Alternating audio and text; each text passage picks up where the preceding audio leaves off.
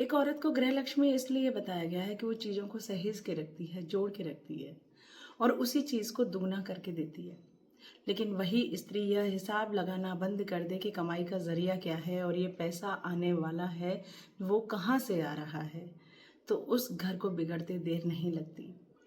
आमदनी अठन्नी और खर्चा रुपया, इस बात को दर्शाती यह किताब जालपा के गहनों के प्रति आकर्षण से लेकर उसके देवी बनने तक का सफर तय करती है। अपनों के किए को भोगना ही पड़ता है। अपनी पति की गलतियों का पश्चाताप करती और किसी परिवार को अनाथ होते से बचाती जालपा किसी त्याग की मूर्ति से कम नजर नहीं आती। मैं बात कर रही हूँ प्रेमचंद जी की गबन की, तो मैं बात रमानाथ या जालपा की नहीं करूँगी। उनसे छोड़कर मैं आती हूँ देव, दीन और जग्गों पर। इस स्वार्थी दुनिया में इतना परोपकार, इतना त्याग किसी पराई के लिए, ये समझ में नहीं आता। या फिर ये कहें कि 1931 के समय में लोग एक दूसरे के प्रति इतनी सहानुभूति रखते होंगे।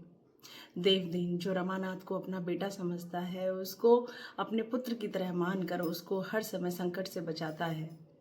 वहीं जग्गो प्रेम और वात्सल्य से इतनी धनी कि वो रमानाथ को अपना पुत्र मानती है और जालपा को अपनी पुत्र वधू मानती है और उसका इतना आदर सत्कार करती है। प्रेमचंद जी उस समय के जातिवाद के दर्शन को भी अपनी किताब में भली भांति लिखते हैं। रमानाथ का छोटा भाई गोपी जब अपनी भाभी से यह कहता है कि चमार कितना भी दान पुण्य कर ले, रहेगा तो वो चमार ही, लेकिन जालपा के शब्दों की सुंदरता उसको यह जवाब देते हैं। उसके उत्तर में ये वो बोलती है कि मैं उस चमार को पंडित से अच्छा समझूंगी जो हमेशा दूसरों का धन खाया करता है।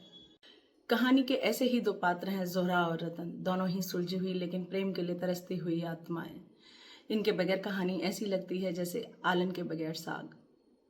मैंने जितना कहा उतना बहुत कम है। कहानी कलकत्ता और प्रयाग के इधर उधर घूमती है।